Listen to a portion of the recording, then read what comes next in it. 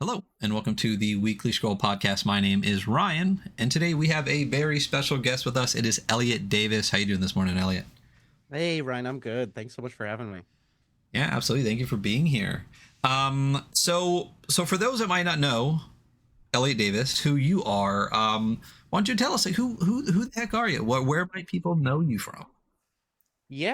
So I am a game designer and a podcast producer and an artist that you might know from various places on the internet under the name More Blueberries. You probably, if you're into TTRPGs, know me from my podcasting work. I am a co-founder of Many Sided Media, and we make My First Dungeon and Talk the Table, and you can hear my voice on both of those podcasts, GMing, playing, hosting, doing a whole bunch of other stuff. And then my games, the ones that you might know, are Project Echo and Romcom Drama Bomb, are kind of the two other big releases that I've had. I always mean to do this, and then I completely forgot because I have too many games, and they're all on the floor. But I always try to remember to grab people's games of stuff that I have, and I would normally just not worry about it, but I got the rom-com drama bomb, like the DVD case, Oh, you got the DVD. and Amazing. it's so cool. Like, it's so amazing. It's in here on the pile. I'll sort it soon, but I wish I would have remembered to grab that because Project Echo. So I remember, like, way back in the day when you guys had first started the My First Dungeon podcast. You guys had reached out because you guys were going to do Die. I think we were even trying to do something, but I think it kind of fell through.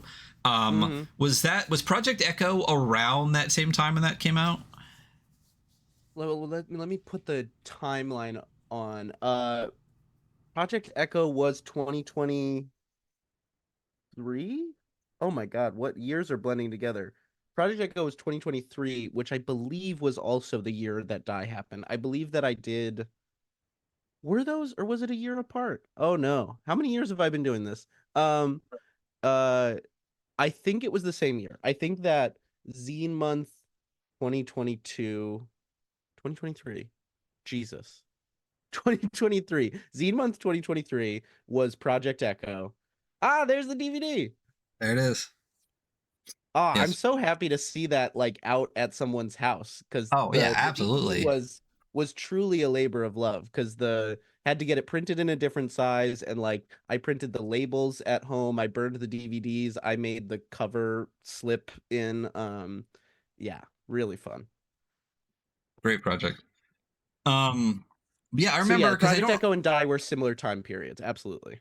Yeah, because I don't remember where I kind of heard of you first, whether it was Project Echo or the My First Dungeon. I feel like it was Project Echo because I remember backing that, and even I remember the crowdfunding page and be like, "This sounds fucking awesome," and then I got it, and it's really fucking awesome. So, Oh, thank you. really, yeah, really great, enjoyable game. So yeah, as soon as I saw Romcom Drama Bomb, I was all over this. This is fantastic. Um, but yeah, My First Dungeon. It's like, yeah, like I said, I think we were trying to do something and then it didn't work out, and then you guys just blew up, and I was like, wow, this is awesome. What you guys did with Die was absolutely fantastic. Die is a great game that Thank you. we've read like three times to review on the show, but it keeps getting like postponed because it's such like a beefy book. It's a um kick-ass game and a great book. Yeah. yeah, I mean, the art is fantastic, the book itself is gorgeous, everything about it is really good. And again, your guys show was fantastic, and you've done so much more since then. um like, I mean, for those that might not be on the AP side, like, what are like, specifically for My First Dungeon, what are some of the plethora of games you guys have gone over? Yeah, so my first sorry, Die was kind of our first what I would call like marquee season where we really became many-sided media. It became the team of the four of us like all working together. And then we've done some big seasons playing Orbital Blues from our friends at Soul Muppet Publishing, which is one of my favorites we've done. We did Wild Sea earlier this year, which I got to GM. We just did a season of Paint the Town Red. We've done 10 Candles was another earlier one that was post die. Was 10 no 10 Candles was pre-die actually. Um but yeah, we've done a bunch of really great games. And And then we've done a bunch of my games because that's always when you own your own channel, you get to kind of do that stuff. You can do what the heck you want. That's what we do it here. Yeah. And then also, Talk the Table happened as well. And Yeah. were you? Did that came after, right? Talk of the Table came kind of as like a natural, excuse me, came as kind of a natural collaboration of me and Brian when Many Sided Media properly formed. The two of us were like, we really want to talk to more TTRPG people and like have interviews that, we would want to hear kind of thing. And so we just thought we'd try it. We were just like, let's just try doing an interview show and let's like really like give it a lot of effort and like go for bigger names that are kind of batting above our league and stuff. And so yeah, talking to the table has been such a joy. I mean, and I talk about this in the interview Brian just did, where he interviewed me on Talk to the Table. In that, it has just Talking to the Table has taught me so much in the last year. Like I feel like talking to all these incredibly talented people makes me better at everything that I do. Yeah, it's really interesting, especially in the TTRPG community, because it's kind of weird in that it is a very small but very big space. Might be like a small number of people, but it's like worldwide. I honestly think we've talked to more people in Europe than we even have in America. Yeah, So it's really neat to get completely different perspectives, especially in gaming. When you think of, especially, for some reason, there's a lot of people in Sweden, Denmark, Norway kind of area, and the way they think about gaming is just like a slight turn different, and it's so interesting to get those perspectives. totally. So I can imagine, all the interviews being, like you said, just enlightening. Yeah, Yeah. 100%. I mean, it's like, and the more that was kind of an effort we made after the first few months, we like, hit a bunch of people we knew. And then one of the things that we heard from our audience and what we wanted to do was talk to people kind of more internationally. And so we got to talk to the folks who made Gubat Banwa, which was really fascinating, and Momados, who is another Southeast Asian designer who does like Arc and the Magus. So good. Like Momados is one of those designers where like her layout is just a masterclass in every book she makes, and I feel like just looking at it, it's like, oh, I now have like little tips and tricks to do that I wouldn't have thought of. Yeah. Yeah, I think we did Arc on the show. I didn't get a chance to do Magus though. But like you said, her graphic design work is absolutely insane. So, Yeah. um, and then you yourself, I mean, that's part of the reason why we're here. That's what the logo here in the bottom says. The time we have. But you not only do many-sided media. On top of that, you are also a game designer. Yeah. And again, the first one that I encountered from you was Project Ecco, which is amazing. And just tell us a little bit, for those that might not have played it, like what at first was Project Echo. Yeah, Project Echo is a solo time travel TTRPG. It is in the like tradition of journaling games, but instead of a journal, you have a year planner, and it is a time travel game. So as you write in the planner, you are moving backward and forward in time in the planner as you hunt this cosmic horror entity, which is called Echo. Not the dolphin, although I didn't know about the dolphin, and I've gotten that on the internet like 150 times since that game came out. Yeah, because I mean, Echo the Dolphin doesn't it get super weird at the end, because there's I think it goes to like an alien planet. Yeah, yeah. yeah, it gets really weird, which would make sense in a weird space travel solo game. But Totally. I just didn't even know it was a thing until I started posting about it online, and all these people on Reddit were like, "Can you play as a dolphin?" And I was like, "What?" not yet. But wait for the first supplement to Project Echo. Oh yeah, yeah. Uh, and then go from there. So that's a solo game. And Yes. there's a theme to this. Just a second, because then we have Romcom Drama Bomb, which is a two-player game. 3 player. Two players. Yes, three players this time. Yeah, yeah, yeah. Exactly 3 players. Yeah. So tell us a little bit about Romcom Drama Bomb and how you went from not one but to three players for this one. Yeah, sure. Romcom Drama Bomb is the I like to say it is the mashup of a cheesy rom-com and an over-the-top action movie. It's like if you just took them and made them kiss.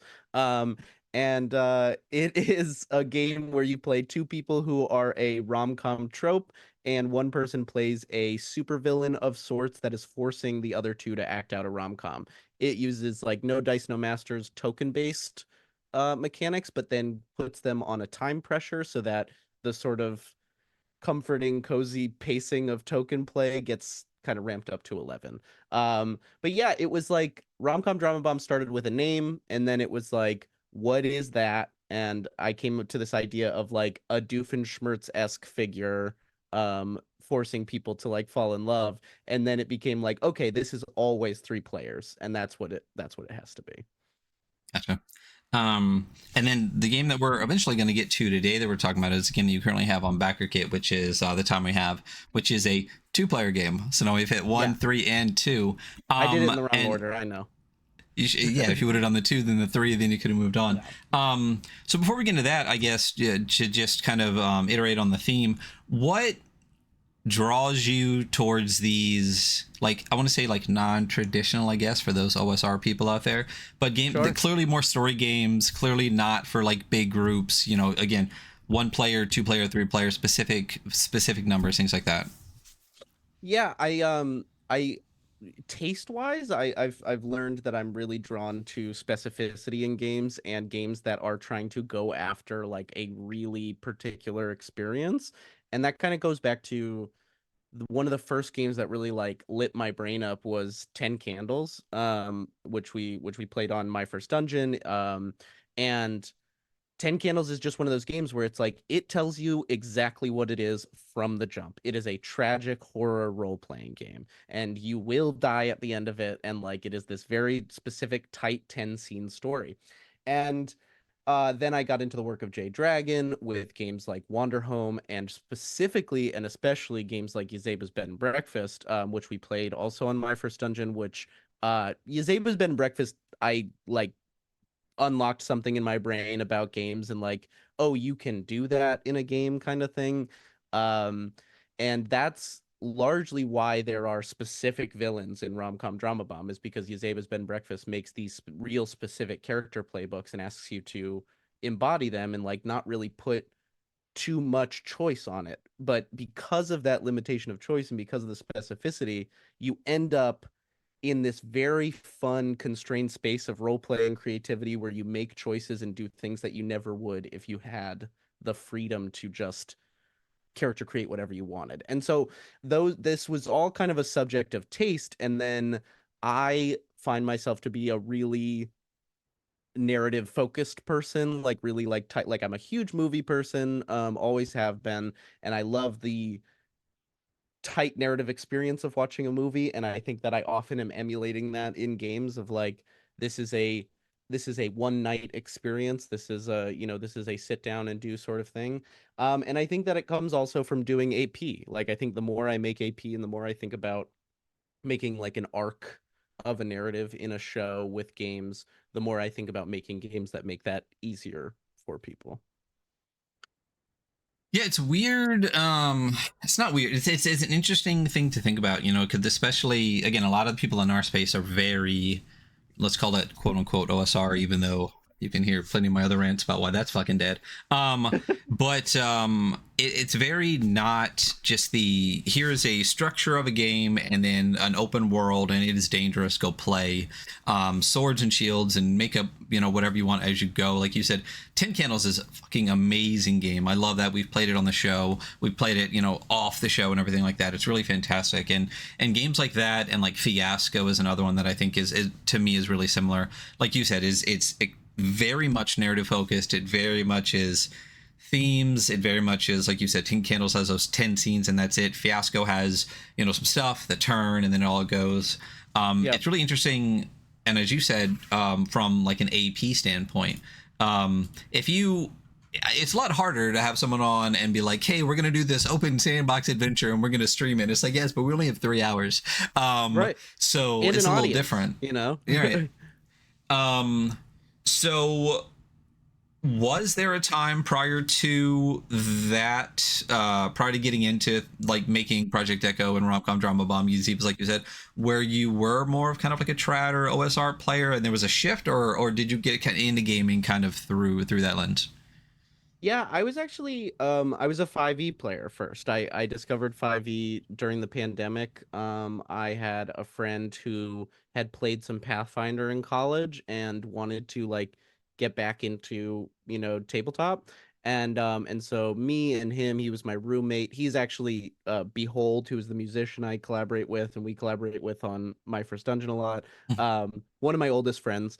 And he was like, I think you'd really like this, like let's do a one shot. And I had some friends who lived in other places and it was the pandemic, we had a lot of time, so we did like, a 5e one shot where a wizard is a sheep. I think it's like kind of a go-to starter adventure for a lot of people.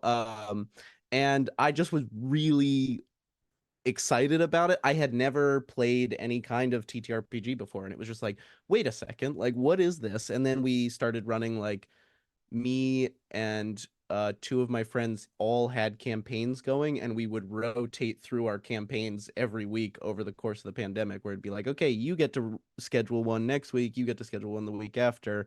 So we had like these three big long running campaigns. So I was a huge D&D 5e person. And then through TikTok and through my favorite local game store, 20 Sided Store in Williamsburg, great place. I discovered indie RPGs. Dicebreaker also at the time was doing videos about like 10 games that are not D&D you should check out. And Kids on Bikes was the first non D&D book I bought, and then it kind of from there I became a collector and player, and I ran Honey Heist was the first non D&D game I ran. And when I ran Honey Heist, that was like, oh, games don't have to be D&D. It was like that was kind of like a, oh, we can play as bear criminals and have like a really compelling, fun, narratively satisfying experience in about 90 minutes to 2 hours. Like great, excellent. And then I was kind of on board from there with this other style of gaming. That's awesome. It's really so. I started as a 5e player as well back in 2014, and I love. If you watch the show, you know that I'm not a fan of 5e for a billion reasons. The biggest one being WotC is a terrible garbage company. Oh, sure, Um, yeah. but I love people's like I don't even know what word you would use for it. Like that moment they realize that like there's other stuff besides 5e, like the stories that they tell and like the first game that they had. Kids on Bikes being such a great game, and like the entire like on bike series or the kid series is fantastic. So it's always nice to hear that story of like what radicalized you, like what Yeah, what yeah, yeah. what got you off the path. So that's great. And then that led you to eventually, everything that we already talked about, like the game designs, through Project Echo, through Romcom Drama Bomb, and then to what we're talking about today, which is the time we have. So, what Yeah. is the time we have? The time we have is a tragic two-player RPG about brothers in the zombie apocalypse and the final days after one of them is infected, and the conversation that the two of them have before that brother turns. It's a card-powered game inspired by games like For the Queen, and you play it sitting on opposite sides of a closed door to kind of get that emulation of the experience of not seeing the other person and having to, separate from each other. Yeah, so it's kind of it's that's heavy. There's some heavy shit. It's I'm just throwing heavy. it out there. It's Yeah, very heavy, and it's a big tone shift to make in the same year that I made Romcom Drama Bomb, for sure. yeah, yeah. And it's so, and then Romcom Drama Bomb is No Dice No Masters, which is theoretically PBTA or whatever the umbrella that they want to call PBTA at this point. But this is a like card game, Yeah, which is so you did journaling, you did No Dice No Masters. Now you're doing storytelling card games, so you're just gonna hit yeah. all of the bases eventually. But why did you go towards like a card game style for this game?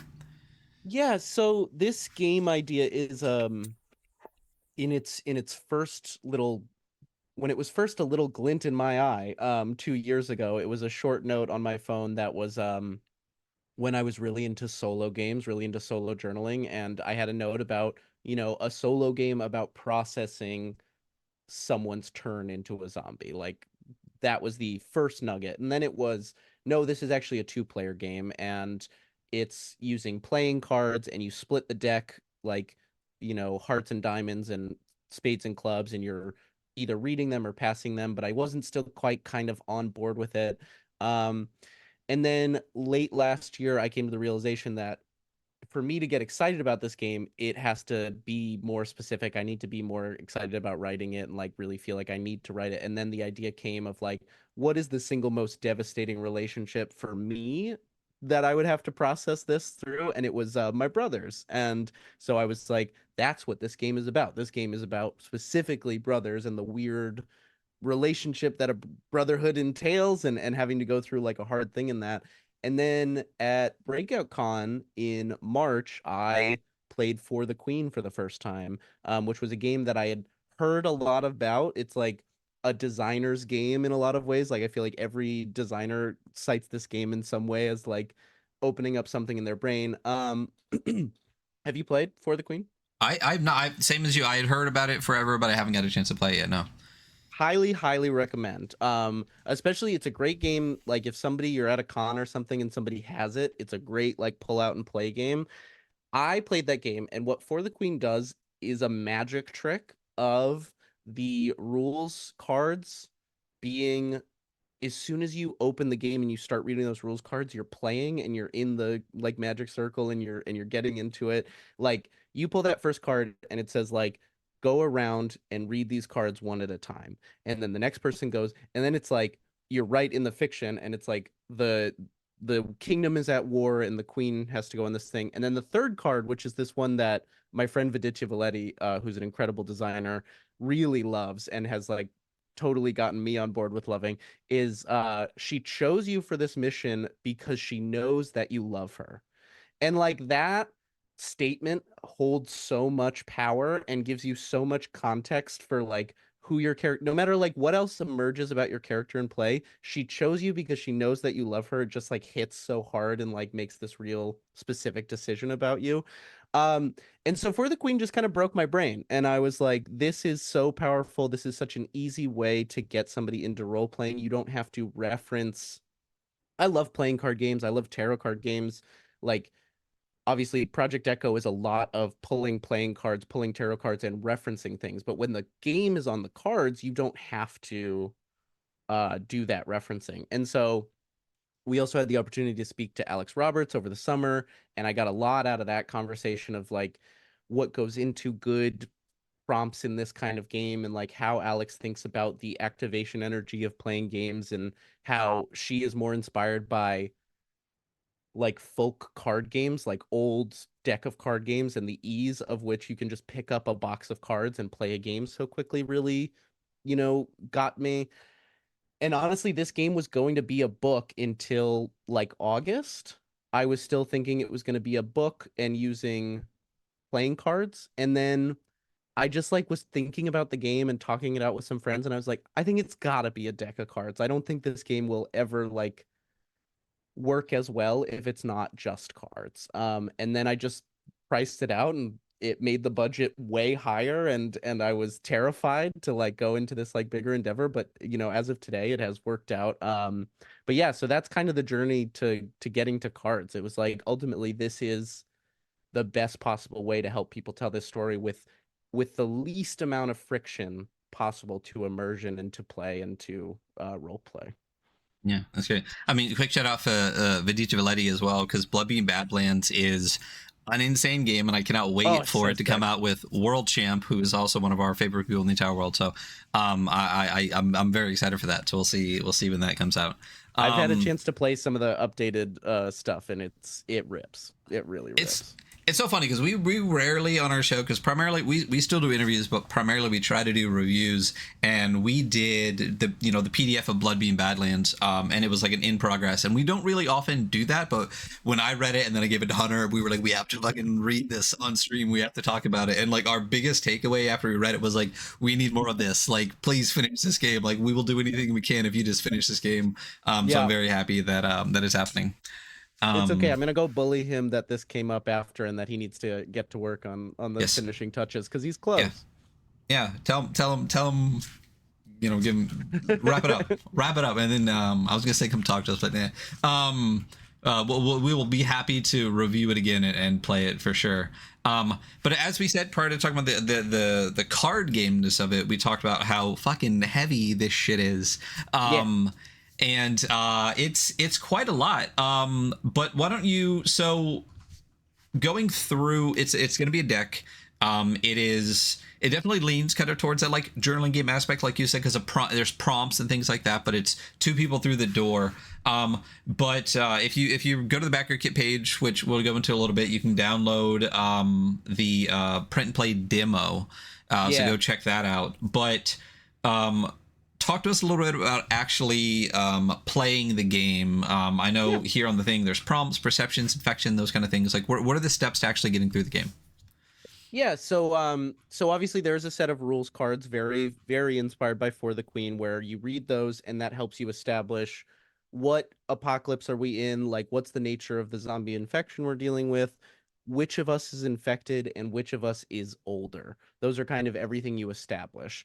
Then the deck gets split between the infected and the survivor. You close the door between you and you begin play, and this is going back and forth in turns, drawing a card and doing one of three things. One of those cards types is a prompt card. Anybody who's played For the Queen will very much recognize this sort of card. You pick it up, you read the question, the other person answers it aloud, and you have a sort of, you let the conversation flow from there if you'd like. You could also play it where you just answer the question as written and still have a very narratively satisfying experience, but often with these kinds of games, I want to encourage people to just kind of let the story take them a little bit before they move on.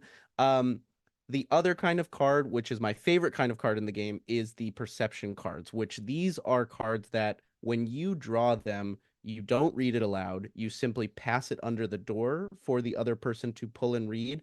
And these are sensations, smells, sounds that then you have to respond to without ever kind of acknowledging it initially out loud. And it creates this really eerie and fun and surprising sort of immersion where like when you are just like in the middle of a conversation and then it dies down and then instead of being asked a question you just feel or hear a card get slid under and it says you smell blood. It's like, oh shit, okay, now I have to like ask you what that, like, are you bleeding and like what is that.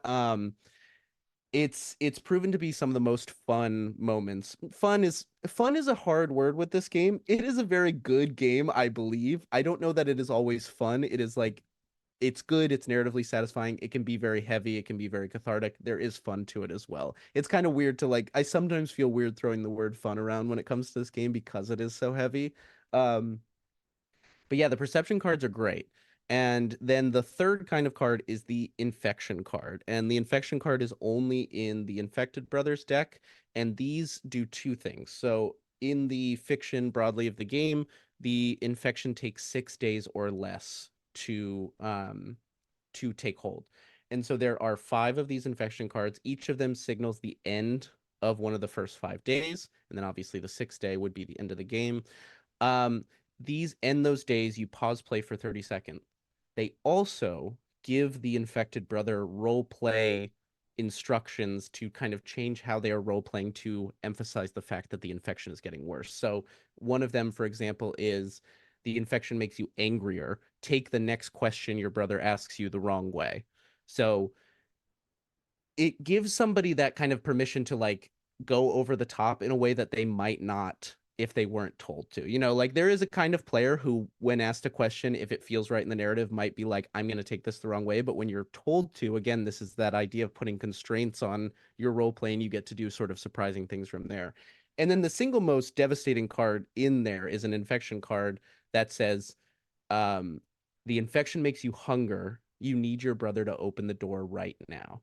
And I love this card because it is a thing that tells you to do the one thing that will end the game. It's a thing that tells you to beg your brother to do the one thing that will end the game. And it is so horrifying and so tragic every time I have encountered it. Nobody has ever opened the door when it's come up and ended the game, but it is that like you get that impulse when somebody is like saying it to you of like open the door. It's like, oh, oh, uh, um Oh, I love it. That's my favorite card in the game, probably, is the you need your brother to open the door right now. And then there's one other card, which is the ending card.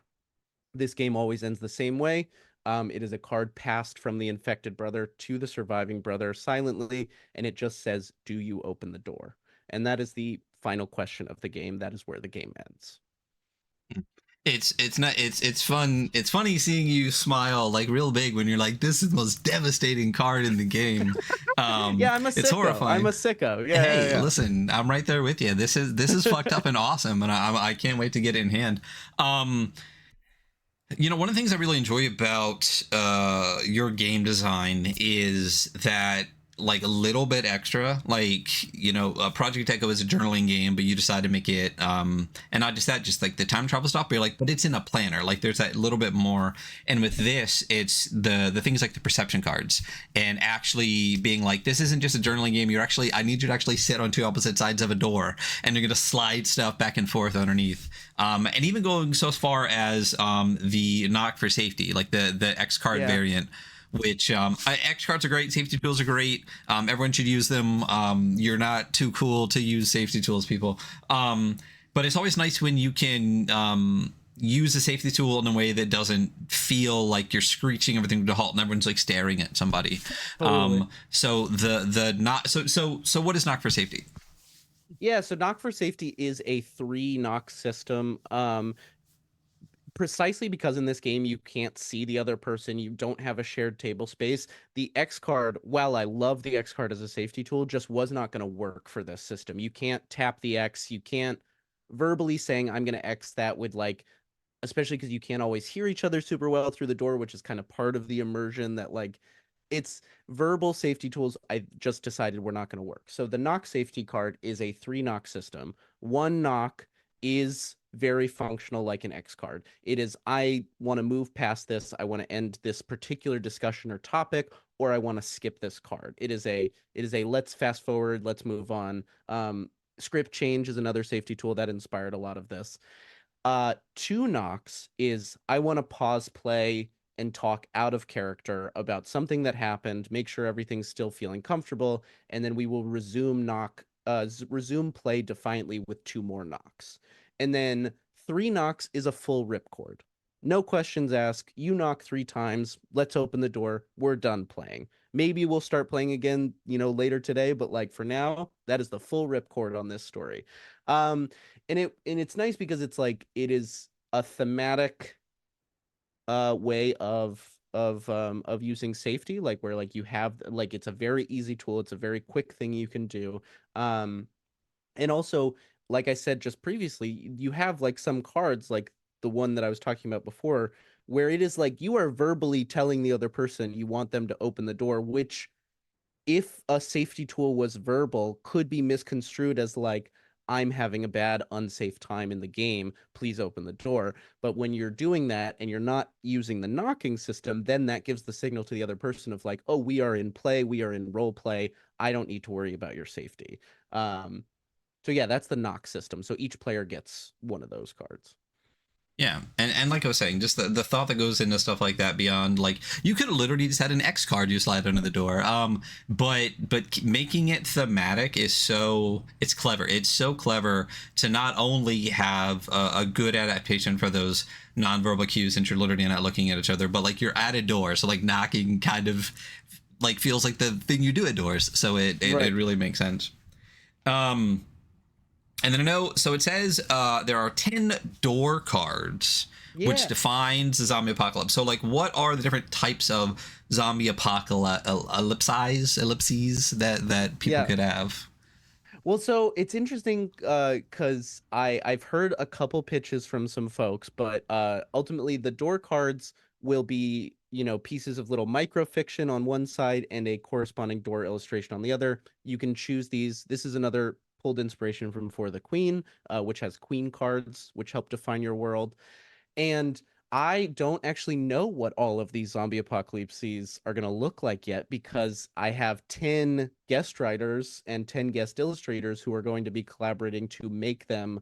And they're definitely going to be doing it now that we're funded. And I sent them all an email today that was like, hey, now that we've funded, if anybody's excited to share pitches, I'd love to hear what you're thinking. But when I sent the brief to these collaborators, like I threw out some, you know, wild directions that you could go. You don't need to go traditional zombie apocalypse. I was like, you might do like a magic blight in a medieval like high magic setting. You know what I mean? Where like magic is corrupted and maybe you're playing two wizard brothers now and that like changes the game entirely. Or another one that I like kind of threw out there to give them some inspiration was like imagine like the piece of microfiction is like a note from a priest about how there is like a possession epidemic beginning or something, and then you play with the zombie virus as a possession. And it's, I think, actually a great way that people can see an example of this is if you listen to the actual plays from No Quest for the Wicked and Queer PG, because both of them set their The Time We Have game in an existing world from their show and used a plot point to define the infection, which I love.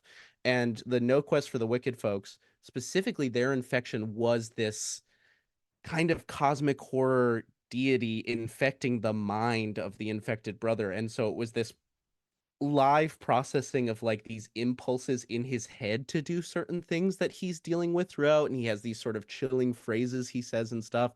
So like the door cards are where this game gets replayable and really like opens up the definition for folks, is that like you can play The Last of Us, you can play, you know, I Am Legend, these like zombie worlds that you know and love, but like what does this become when you're on a space station and you're playing like somebody who has like the alien parasite in their chest from Alien, and that's what they're processing? You know what I mean? Like it's just, you get to bring in so many different weird angles with the door cards. It's the part I'm most excited to see take shape because it's also the part that's like kind of amorphous right now.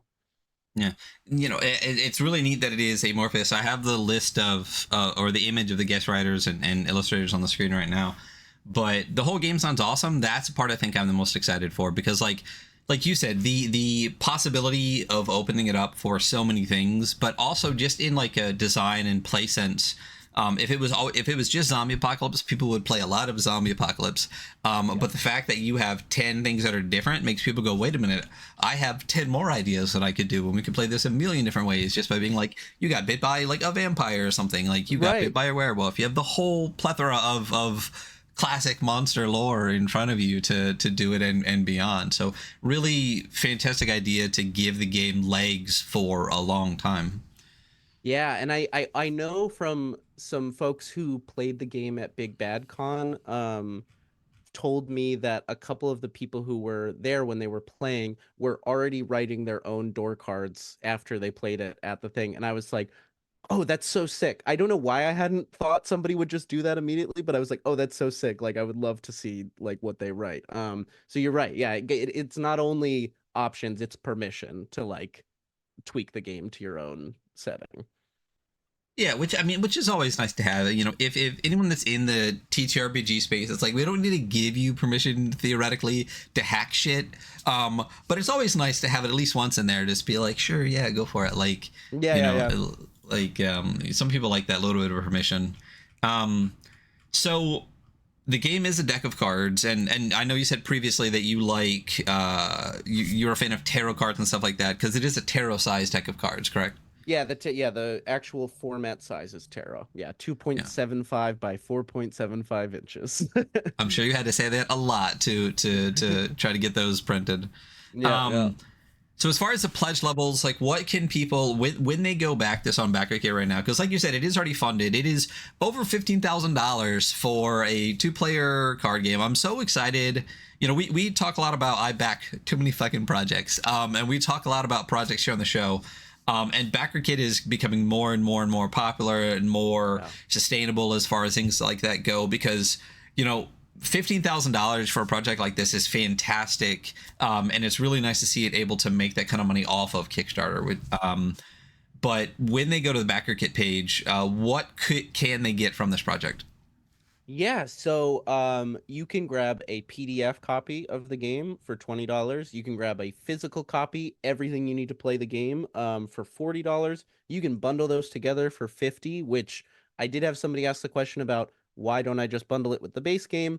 I do kind of see the digital and physical as pretty separate things because the digital is also going to have a guide for using a deck of playing cards that I'll lay out sort of nicely like a digital zine. So it's a little bit of extra labor that I'll need to hire. So that's why there's that little price differential.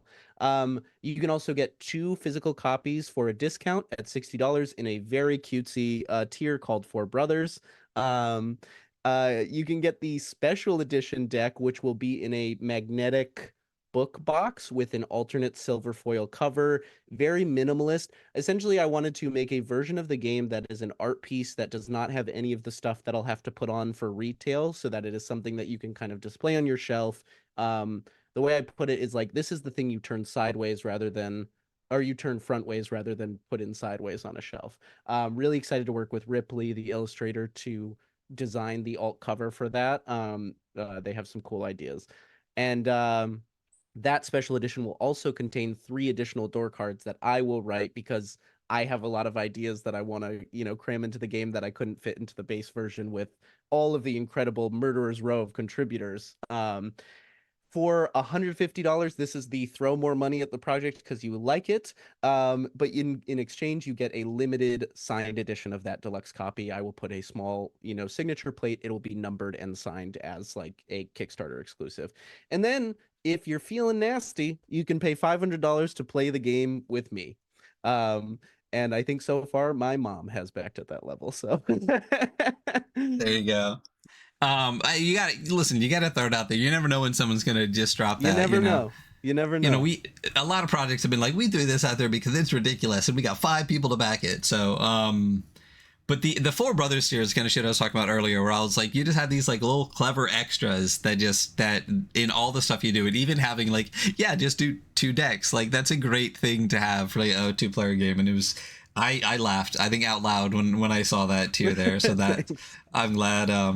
I'm glad you kind of chuckled when you saw that too. One thing I did want to talk about too, though, is we mentioned there's a lot of guest writers and guest illustrators, but like who are we talking about here? Oh yeah, so these are some of just like names you will recognize from TTRPGs, some illustrators and writers that I've found outside of TTRPGs. So our guest writers are, and there's a lot of names, so bear with me.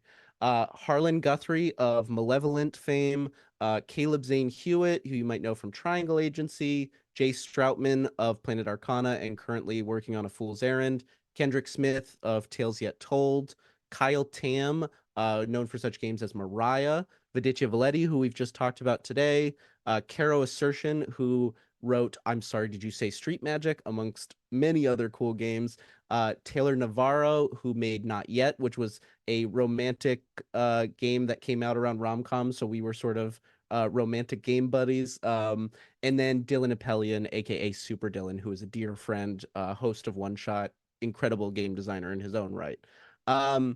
Illustrators, we have Raul Volpato, Victor Winter, who did the villains on Romcom Drama Bomb. So if you loved Victor's work on that, I'm very excited to be working with him again. John Gagney, Sonia Henar, Justin McElroy, no relation, Connor Nolan, West K. Hall, Evangeline Gallagher, and Nadir Noor. And that's a mix of illustrators who have been in TTRPGs as well as about 4 or 5 folks who are brand new to TTRPGs.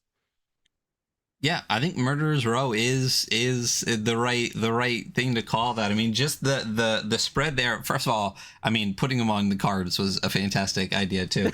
But between the illustrators and the writers there, it's an insane project. Like, and the fact that you don't even know what they're all doing is one of the coolest parts of all of this. Where you've made the game, you've opened the door for the door cards for that, and then just brought on this fantastic group of people to just make it even better. So that's I mean, good job. I don't know what else to say. It's fucking awesome. No, like I'm very excited for it. Yeah. It was a real, I knew I wanted to get a bunch of people involved with this game, and I wanted to and when I figured out that it was through the door cards, that was great because that is an easy pitch for someone who is really wild and artistic and cool, is like, hey, do you want to define a weird fucking zombie apocalypse for me? And everybody on this list was like, yeah, I do want to do that. No. Project's funded. Again, it's over $15,000, but I'm still looking at the backer kit page, and there's room to grow with stretch goals. So Yeah. what are we looking at for that? So there are going to be three additional door cards that are stretch goals. These will be in the core game, unlike the three that I'll be writing for the special edition. The first of which unlocks at 17.5. That will be a card written by Felix Isaacs, who is the designer of the Wild Sea and a good friend. And the illustrator on that will be B. Marsolier, who also did the logo for the game, which absolutely knocked it out of the park with that logo. And then once we hit that, I can reveal two more exciting folks who are going to make a card at 20,000, and then two more folks who are going to make a card at 22.5. And then at 25,000, if we can hit it, is my favorite kind of stretch goal. It's the everybody gets a raise stretch goal. It's where I can make room in the budget to up all the contributors' rates. And I love to do that. I love to pay people to make art. It's the best. Yeah. It like if you pay people, then you make stuff. One of the I love the space. I do. I promise. I do. I wish more people kind of thought about it that way. Not that a lot of people don't, but there's definitely people that make stuff, pay people, and people will play your stuff. Like if you make things with love and surround yourself with good people and creative people, you will get more from it. And clearly you make great things and surround yourself with great people, and here we are now talking about this project that's just funded on BackerKit. So that's evidence of it enough. But and people as want to someone work who with you again. You know what I mean? Like a lot of these people on this project are repeat collaborators. Samantha Lee is editing for me once again. Like I said, Victor is an illustrator. Jay Stroutman is a guest writer. Yeah, when you treat people well, they want to keep working with you. And I very much believe in trying to make the kind of business I want to exist, even though it's not objectively the most profitable or most like growth minded. But I like to do business practices that I think are good. yes, we there's already too many dragons hoarding gold in this world, so I'd rather be happy than that. As someone who backs too many fucking projects, I do have to say I love that you have like you're waiting until you hit the stretch goal before you announce the next one. It's really nice. It's clever too. People being like, I want to know what the next one is, so I'm going to see. Is a lot better than being like, here's up to $1 million, and we're at like 10K right now. So it's again just a continuation of the fact that this is a fantastic project and you do stuff in a very thorough, creative, and interesting way. So Thank you very much. yeah, it's I don't know what to say. You make good shit, and I'm very excited for what goes beyond this. So what the time we have is obviously going to be on your plate for a little bit. You still have to Yep. do everything with these door cards and then make your own and things like that. But is there a 4-player game in the future that we can look forward to, or like what's coming down the pipeline? Um, yeah, I've been thinking. I mean, I've been starting to think about what 2025 looks like, and this was my first year going full time into this, and I think that the turn into the new year is figuring out like, can I make this sustainable? I've been like pushing and pushing this year. Can I make it sustainable? How do I do that? I think that I'll be focusing on some supplements maybe in the beginning of the year. I think Romcom I might do some supplements over February, maybe a couple zine supplements to keep an eye out for, get some people to write some new villains, some new playbooks. That's a thought existing right now. I've wanted to do two different Project Echo supplements since it released and just haven't been able to give them time. The dolphin. Yeah. Yeah, the dolphin supplement. No, I really want to do Project Echo. I really want to do a two-player supplement where you introduce a way to play as the entity in the same planner, so you can pass it back and forth. Uh, Very weird esoteric thoughts about how that might look. And then I want to make a sequel to Project Echo eventually that is a much more hopeful concept. I'll just tell you about it. It will be called hopefully Project Echo Architect. And it is the idea that in the year that you destroyed playing Project Echo, this is a different kind of time traveler who is responsible for rebuilding time and rebuilding people's lives. And like, it's the hopeful response to Project Echo, that I hope to eventually make. Um, and then otherwise, I'm working on an abstract strategy board game that I would like to make next year. So totally out of RPGs. That is actually what's really exciting me right now, is I have this little prototype of an abstract strategy game that I want to make really bad. I that sounds awesome. I when you said a two-player game where one person gets to play the bad guy, like that is really tweaking me there. That sounds fantastic. I mean, it there are two-player games like I don't know, like Matt Graveland did Clever Girl, where you're like the human and Yeah, the raptor, which is cool. There's very a game clever called girl, actually. Yeah. yeah. There's a game called I believe it's Tangled. That's a two-player where like one person is kind of like this entity and one person's not. But having Project Echo where you actually get to play as that would be awesome. Again, the reveal is that it's the dolphin. But Yeah, it is the dolphin. The entity is the yeah. dolphin. Spoiler There alert. you go. It Yeah. has to be. But that sounds great. I mean, on top of everything you're doing with mini-sided media, on top of the success of My First Dungeon and the wonderful Talk the Table podcast, being able to do these big game design projects, I can only imagine that your calendar is full frequently. Yeah, yeah. Yeah. For sure. How are you juggling all of that? Oh, wow. Not always well. I work too hard. I chatted with a friend and a very designer who is a huge inspiration, Will Yobst, at the beginning of this year when I first quit my job, and what they said was, um, like and I still haven't pulled this off, but they said, Elliot, I'll give you a piece of advice if you can pull it off: 4-day work weeks. And I was like, 4-day work weeks? Are you insane? Like, I pretty much still work 6-day work weeks. But they're right. And like, Will has a lot of really good thoughts about like burnout and keeping yourself from burning out. And I think that that is something I have not reached burnout this year, but I think that I have gotten close to touching that stove. And I think that one of the things that this project funding, and hopefully doing, well beyond funding over the next couple of weeks, gives me space to break, take a break. I'm planning on taking 2 weeks off in December over the holidays to go back home to Massachusetts to see family and like really turn off from everything, because I haven't really taken a proper vacation this year. I've taken, some small ones. Um, so that's the key. And the key is that going full time gave me the space to make all of these things happen at once. Like the fact that my 40 to 80 hours a week is focused just on games means I can get a lot done. And, it's not always the most financially viable, but we're getting there. Um, and yeah, and honestly, the other answer is I have a lot of really good supportive friends, really good friends, and also I have a really good group of games friends who I can play storm and play test with and just talk about games with, that all live in New York. And that has been really rejuvenating and sustaining. Yeah. So I can only imagine. Like you said, I mean, be a good person, surround yourself with good people, and you're gonna just keep finding more good people to be around you. So that's, I mean, 100%. keeping it going.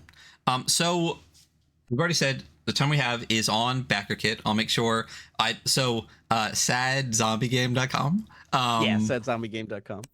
Love that. I know Adam over at World Champ does that a bunch where they'll get like just a little The vanity URL. a Yeah. vanity URL. It's fantastic. It's funny too because when I was setting up all of this, I was like, man, I want to put the URL on the screen, but it's a really long BackerKit thing. And then I was like, there has to be something else. And I went to your it must have been like your Twitter page, and I saw this ad zombie game, and I was like, that's it. This is what Yeah. we have. That's fantastic. So always great to have that on top of, again, everything else we already talked about, prior to the show, with the thoroughness with which you are prepared for these things.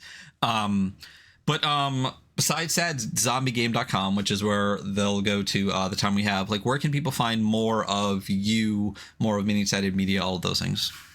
Yeah, so you can find me on pretty much every social media at More Blueberries, now that I'm not really on Twitter. Instagram, Blue Sky, TikTok, Tumblr. Actually, I might be More Bloobs on Tumblr, but I'm most active on Blue Sky and TikTok. On TikTok, I mostly talk about my stuff. Sometimes I talk about other games and stuff. I'll talk about the process of being a game designer here and there, but I've been a little bit it's been a little one note on my TikTok lately because I've been promoting a crowdfunder. And you can hear me once again, my first dungeon and talk the table wherever you get your podcasts. And we have a new show coming out tomorrow. Bitcherton starts releasing new episodes, which is not a games podcast. It is an improvised Regency podcast, and I'm very, very excited to see what people think of that. I'm not on that, but I produce it. Yeah, because not only do you do everything you've already said, but you're a producer on top of everything else. So you just have all the fingers and all the pies there. Last question: why more blueberries? Why were there not enough blueberries before? Where did? Oh, this is a small story. Long story short, I was in college and a friend of mine and I were in a class where we couldn't really talk much, and we had a carton of blueberries and we ate them very quickly because they were particularly good.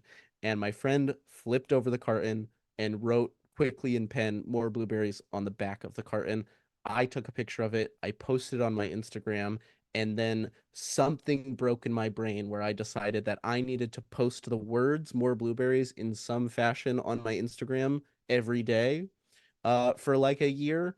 And I taught myself Photoshop. I got into photography. I started doing that to do that. And it was just a big like kickoff to my artistic journey. And then when I had to make a website for a class in college, it was moreblueberries.com. And then it was kind of cemented as a personal brand. And it's stuck with me ever since.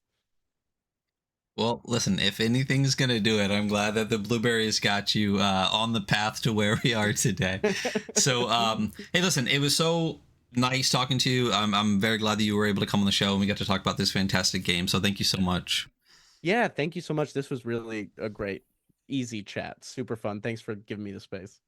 Yeah, let's not have this be the only time. Next time you have something coming down, dolphin supplement and everything, I would love to have you back on. So let's set that Yeah, up for I'm the down. future. But again, thank you, and thank you everyone listening out there. You can find us same place you always do. The links are where they always are, and that'll be us for today. We will see you later. Bye.